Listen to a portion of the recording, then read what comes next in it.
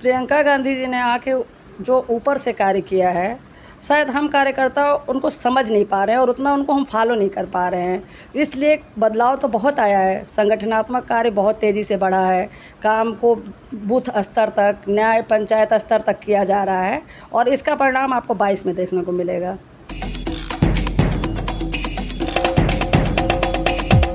नमस्कार, मेरा नाम है सुशांत और आप देख रहे हैं द पॉइंट मीडिया। हिंदुस्तान में चुनावी प्रक्रिया अनवरत चलती रहती है। अभी हाल ही में मुख्य तौर पर पश्चिम बंगाल और असम में चुनाव समाप्त हुए हैं। तब तक एक साल बाद की लड़ाई, जो कि भारत के सबसे बड़े राज्य उत्तर प्रदेश में लड़ी जाने वाली है 2022 में, उसके लिए सारी पार्टियां अपना अपना कमर कस चुकी हैं। तो हमने भी सोचा कि क्यों ना अभी से आपको उत्तर प्रदेश की राजनीतिक हलचलों को और राजनीतिक सरगर्मियों को, जो कि चुनाव को लेकर है, उनसे रूबरू कराया जाए। इसी दरमियान हम पहुंचे गोरखपुर में, और गोरखपुर में ख़ास तौर पर इसलिए क्योंकि जब उत्तर प्रदेश में गोरखपुर की बात आती है तो निश्चित तौर पर जहन में यहाँ के मुख्यमंत्री का चेहरा और यहाँ के मुख्यमंत्री के शहर के लोगों का रहने का तौर तरीका और उसमें कैसा काम हुआ है, उसको लेकर भी लोगों के अंदर एक जिज्ञासा रहती है। तो हम भी पहुँचे गोरखपुर, और गोरखपुर में हम एक कांग्रेस नेता के घर पे पहुँचे। हमारे साथ आज बातचीत करने के लिए मौजूद हैं महिला कांग्रेस की प्रदेश उपाध्यक्ष पूर्वी उत्तर प्रदेश की श्रीमती प्रेमलता चतुर्वेदी जी। आइए हम इनसे जानते हैं कि अभी तक की इनकी राजनीतिक पारी किस तरह की रही है और अभी वो राजनीतिक पिच पर कैसी बल्लेबाजी कर रही हैं। सबसे पहले प्रेमलता जी, आपका द पॉइंट मीडिया पर बहुत बहुत स्वागत है। धन्यवाद। इससे पहले कि हम अपनी वार्ता को आगे बढ़ाएं, प्रेमलता जी, सबसे पहले आप अपना परिचय दीजिए। अभी तक जो आपका जो राजनीतिक पारी जो रही है वो किस प्रकार से रही है और कैसे आपका राजनीति में आना हुआ? मैं प्रेमलता चतुर्वेदी इस समय प्रदेश उपाध्यक्ष महिला कांग्रेस में हूँ और मैं 2002 में कांग्रेस में आई। इससे पूर्व में एक सामाजिक संस्था प्रगति मानव सेवा संस्थान चलाती थी। तो जब मैं जाती थी कार्यालय या अधिकारियों के पास, तो लोग मुझसे बड़ा प्रभावित होते थे जब मैं क्षेत्र की समस्याओं को लेकर खड़ी होती थी। तो मुझे कुछ पुराने कांग्रेस नेता थे जो ये कहने लगे, मैडम आप कांग्रेस में आ जाइए। मैंने भी कांग्रेस की नीतियों को बहुत आत्मसात किया था, क्योंकि मेरे फादर कांग्रेस को बहुत मानते थे और मैं कांग्रेस में ही, मतलब और पार्टियों में जानती नहीं थी। तो मैंने भी सोचा कि जब सामाजिक संघर्ष में करती थी तो मुझे लगा कि किसी पार्टी को ज्वाइन करना ज़्यादा ज़रूरी है, क्योंकि बात तभी सुनी जाती है जब हम किसी संगठन या किसी मजबूत उससे जुड़े रहें, तब लोग हमारी बात सुनते हैं। मेरा मेन मुद्दा था समाज में जो व्याप्त बुराइयां हैं उनको दूर करना। राजनीति में मेरा आने का मुख्य उद्देश्य यही था। मैं 2002 में जब आई तो 7 साल तो मैं कार्यकर्ता के रूप में काम की। उसके बाद मुझे महिला कांग्रेस में जिला उपाध्यक्ष बनाया गया।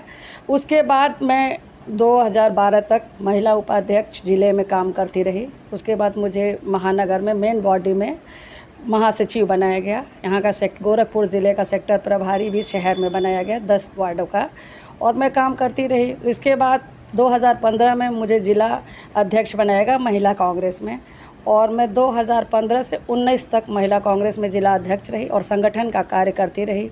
जितनी भी पार्टी की गतिविधियां थीं संगठनात्मक, उसमें भाग लेती रही। उसके बाद 2019 सितंबर में मुझे प्रदेश महिला कांग्रेस में उपाध्यक्ष बनाया गया।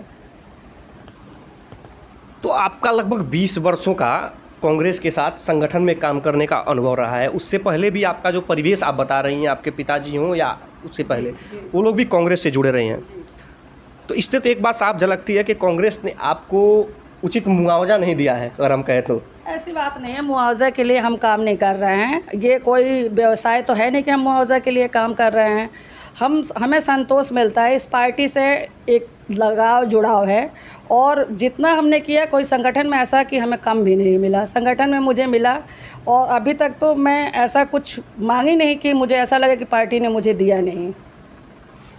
आमतौर पे मीडिया हाउसेज और बड़े बड़े पत्रकार उन नेताओं से रूबरू कराते हैं आपको, या मंत्रियों से या विधायकों से, जिनको टिकट मिल चुका होता है, जो चुनाव लड़ चुके होते हैं। संगठन के लोगों को आप कैमरे के सामने बहुत कम देखते होंगे। मेरे अंदर भी एक जिज्ञासा है कि बाकी पार्टियों को भी आप देख रही होंगी। आप एक महिला हैं, कांग्रेस में काम करना कैसा लगता है आपको? मुझे बहुत अच्छा लगता है कांग्रेस में काम करना, क्योंकि इसकी एक विचारधारा है, इसकी एक नीतियाँ हैं और मैं विचारधारा और नीतियों से जुड़ी हुई हूँ। मैं व्यावसायिक लाभ या राजनीतिक लाभ के लिए नहीं जुड़ी हूँ, मैं अपने आत्मसंतोष के लिए जुड़ी हुई हूँ। लंबे समय तक लोग पार्टियों में रहते हैं, टिकट नहीं मिलता है तो लोग पार्टियां छोड़ के, आजकल आपके भी पार्टी में अभी जतिन प्रसाद के साथ हुआ या ज्योतिरादित्य सिंधिया रहे हो, उन्होंने बड़े बड़े लोगों ने पार्टियां बदल दी, उनको उचित सम्मान नहीं मिल पाया, तो इसके बारे में आप क्या कहना चाहेंगे? बड़ा हास्यास्पद आपको लगेगा, क्योंकि मैं विगत 20 सालों में आज तक मैंने टिकट कभी मांगा ही नहीं। इस बार आप कितनी तैयार हैं 2022 में? इस बार तो मैं 20 साल के अनुभव को लेके और अपने सामाजिक कार्य को लेके पूरी तरह से अपनी तरफ से, जैसा मुझे लगता है कि मैं पूरी तरह से तैयार हूँ कि चुनाव मैदान में उतरने के लिए। आपको क्या लगता है कि आपको इस बार पार्टी आला कमान की तरफ से आप जो कह रही हैं उस पर अमल किया जाएगा, आपकी बातों को माना जाएगा? मेरा अपना विश्वास है। अब पार्टी है, हाईकमान क्या सोचती है उस पर मेरा कोई न नियंत्रण है, न मैं कुछ कह सकती हूँ। थोड़ा सा आगे आते हैं। कांग्रेस लगभग 30 वर्षों से सत्ता में नहीं है। उत्तर प्रदेश देश का सबसे महत्वपूर्ण राज्य, राजनीतिक तौर पे सबसे बड़ा राज्य, भारत की सबसे पुरानी पार्टी, इतने लंबे समय तक उसका वनवास रहना, उसके पीछे का क्या कारण हो सकता है? देखिए, हमारे पार्टी के जो कार्यकर्ता हैं वो दांव पेच ज़्यादा नहीं जानते हैं, जबकि राजनीति में दांव पेच आना चाहिए और चीज़ें नहीं हैं। कांग्रेस ने जितना विकास, जितना कार्य किया है उसको वो क्षेत्र में मतलब बता नहीं पाते हैं कि हमने किया, और ये जो हमारी विपक्ष की पार्टियां हैं वो करती कम हैं और ढिंढोरा ज़्यादा पीटती हैं। हमारी विफलता का यही मुख्य कारण लग रहा है। जिसकी उम्र लंबी होती है उसका अनुभव भी बड़ा होता है जी। तो ये दाव पेच आपको क्यों नहीं आते हैं? अब कहते हैं ना कि आदमी में जन्मजात गुण होते हैं, कुछ गुण होते हैं जो संस्कार, परिवार और जन्मजातता से मिलता है, तो शायद मुझे इसीलिए ये दांव पेच नहीं आ रहा है और मैं आगे भी दांव पेच नहीं करूँगी। मैं अपनी बात रखूँगी कि मुझे मिलना चाहिए। चूँकि हम उत्तर प्रदेश की बात कर रहे हैं तो हम उत्तर प्रदेश के कांग्रेस की ही बात करेंगे और आपकी पार्टी की बात करेंगे। जब से प्रियंका गांधी राजनीति में सक्रिय हुई हैं तो सीधे उनका बड़ा रुख उत्तर प्रदेश की तरफ ही हुआ है और मेन टारगेट रहा है। प्रियंका गांधी के आने के बाद में कांग्रेस में आप कितना बदलाव देखती हैं और अब की कांग्रेस कितनी मजबूत है, प्रियंका गांधी वाली कांग्रेस? प्रियंका गांधी जी ने आके जो ऊपर से कार्य किया है, शायद हम कार्यकर्ता उनको समझ नहीं पा रहे हैं और उतना उनको हम फॉलो नहीं कर पा रहे हैं, इसलिए बदलाव तो बहुत आया है। संगठनात्मक कार्य बहुत तेज़ी से बढ़ा है, काम को बूथ स्तर तक, न्याय पंचायत स्तर तक किया जा रहा है और इसका परिणाम आपको 22 में देखने को मिलेगा। हालांकि इससे कोई किसी को गुरेज नहीं हो सकता है कि अभी जो घटनाक्रम घटे हैं पिछले 3-4 सालों में, उसमें सड़क पर अगर कोई विपक्षी पार्टी दिखी है सबसे कमज़ोर होने के बावजूद तो कांग्रेस पार्टी ही है। आपके प्रदेश अध्यक्ष अजय कुमार लल्लू रहे, वो बार बार उनका जेल जाना रहा हो, या तमाम मुद्दों पे प्रियंका गांधी का और नेताओं का सड़कों पे आना रहा हो। छोटी सी शुरुआत, छोटी सी कोशिश, लेकिन कोशिश ये लोग करते हैं।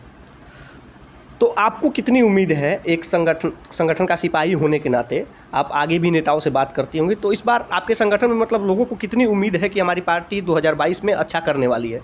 हमें पूरी उम्मीद है कि 2022 में हमारी पार्टी अच्छा करेगी, क्योंकि आप गोरखपुर में भी देख रहे होंगे हमारे जो आम कार्यकर्ता भी हैं वो जुझारूता कर रहे हैं, जनता की हम समस्याओं को लेकर उठ रहे हैं।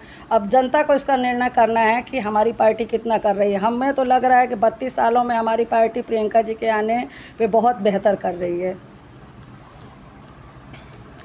एक काफ़ी जिज्ञासु प्रश्न, चाहे सभी 2022 में चुनाव होने वाले हैं तो उसको लेकर जो भी दर्शक हमारे हैं या राजनीति में इंटरेस्ट रखने वाले जो लोग भी हैं, क्या अगर कांग्रेस अच्छा करती है उत्तर प्रदेश में तो मुख्यमंत्री प्रियंका गांधी बनेंगी? खैर, ये तो पार्टी के हमारे जो ऊपर के नेता हैं उनको डिसाइड करना है, इस विषय में मैं कुछ कह नहीं सकती हूँ। अगर प्रियंका जी को मुख्यमंत्री का चेहरा रखा जाता है तो महिला होने के नाते मुझे तो बहुत ज़्यादा खुशी होगी।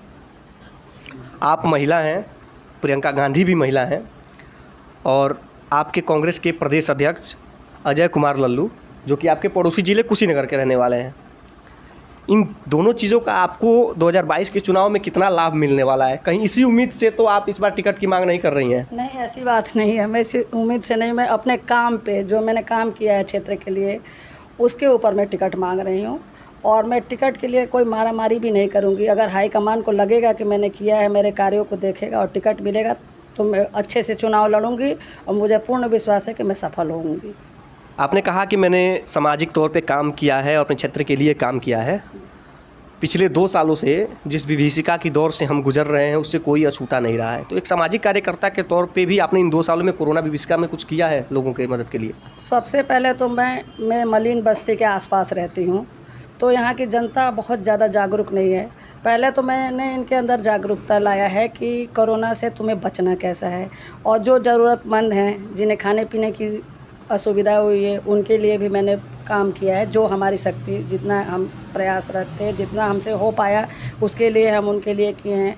ये जो टीकाकरण हो रहा है इस पर भी मैं लोगों को जागरूक करके भेज रही हूँ कि टीकाकरण होना चाहिए इन सब चीज़ों को। और आसपास के भी जो लोग हैं, जो हमसे हो पाता है, जैसे उन्हें जो चीज़ समझ में नहीं आती है तो उसके ऊपर भी मैं अपना योगदान देती हूँ। तो अभी आपने साफ तौर पे कहा कि आप इस बार टिकट के लिए मैदान में उतर रही हैं। अगर आपकी पार्टी आपकी मांग को मानती है, आपको क्या लगता है गोरखपुर में आपकी पार्टी के नाम पे या आपके व्यक्तित्व पे आप जनता के बीच जाएंगी, जनता आपको समर्थन करेगी?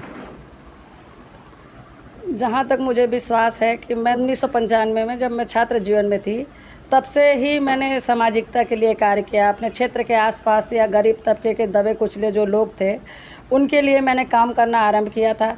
मैं प्रगति मानव सेवा संस्थान, एक निजी हमारी अपनी सेवा संस्थान है, जिसके माध्यम से मैं अपने क्षेत्र में तथा आसपास के भी निरक्षरता वाले क्षेत्र में प्रौढ़ शिक्षा चलाई हूँ।